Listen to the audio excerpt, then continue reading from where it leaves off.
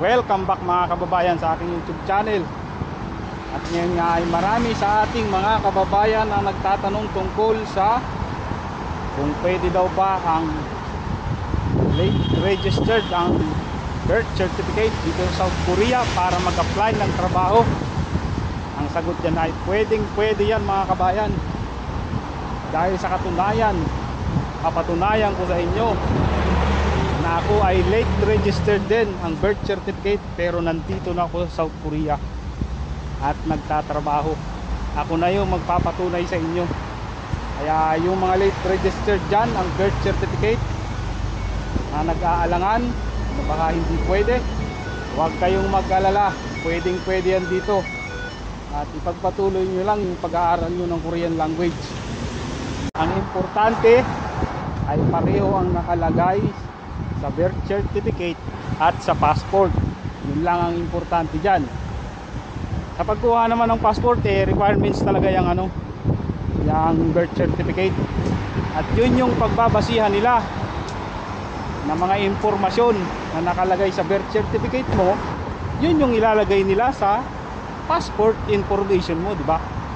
Kaya nga requirements ang ang birth certificate.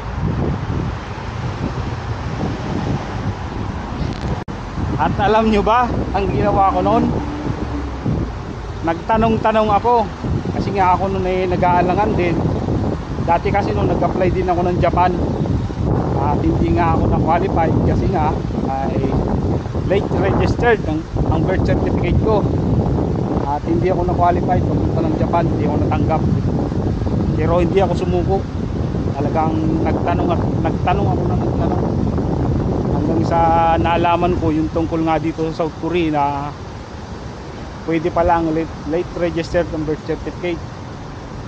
Pero dun sa napagtanungan ko, nakatrabaho ko dati, nag-a-apply din siya dito sa South Korea para magtrabaho. Nung time nga na yun, bumagsak siya sa exam at siya yung napagtanungan ko tungkol sa pag-a-apply dito, yung mga requirements. At dun ko nga nalaman sa kanya na pwede pala ang late registered ang birth certificate dito sa South Korea. At ako mismo yung magpapatunay sa inyo na pwede nga. Nandito na ako sa South Korea at nagtatrabaho. Dati nga noon, para lang ako makasigurado na talagang totoo yung sinasabi niya, talagang pumunta pa ako ng DMW. At doon nga nagtanong ako. Mabuti naman at in-entertain nila akong mabuti doon. At hindi na sayang yung pagpunta ko doon. At lahat nga ng katanungan ko nasagot nila. Doon sa pag-isipin nyo yun magtatanong pa lang ako para makasigurado pumunta na ako ng DMW, di ba? Gaano ako ka-pursigido noon. Tapos nung nalaman ko nga na pwede nga, sabi ko sa sarili ko, ito na yung para sa akin. Sa dami kong na-applyan na bansa, Japan, Taiwan, Canada, hindi ako lumusot. Sa Taiwan may height limit. Sa totoo lang mga kabayan, ang height ko ay 5'2" lang, diba? Pero wala talagang height limit dito sa South Korea.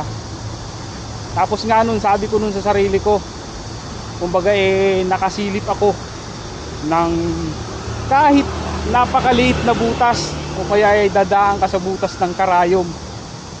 Dito ako nagdesisyon na talagang sabi ko, South Korea, ito na siguro yung daan sa inaasam-asam kong makapag-abroad, makapag-ibang bansa.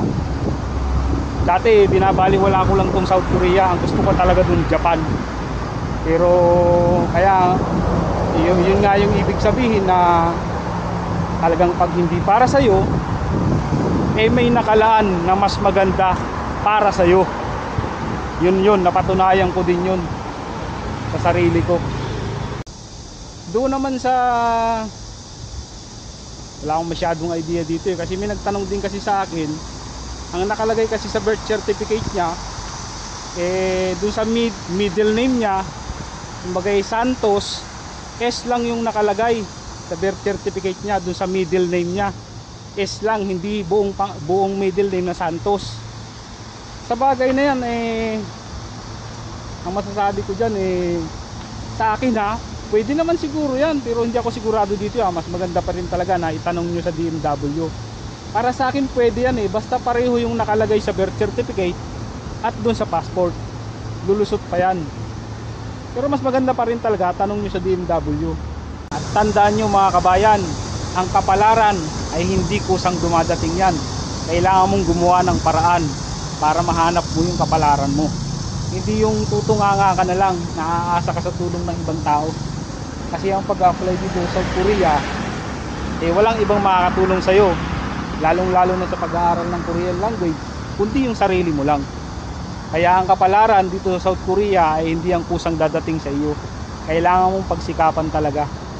At yan lang muna sa akin mga kabayan. Maraming salamat sa panonood at sana may natutunan kayo sa video ko ngayon. At magkita-kita ulit tayo sa susunod ko na upload ng video. Bye bye!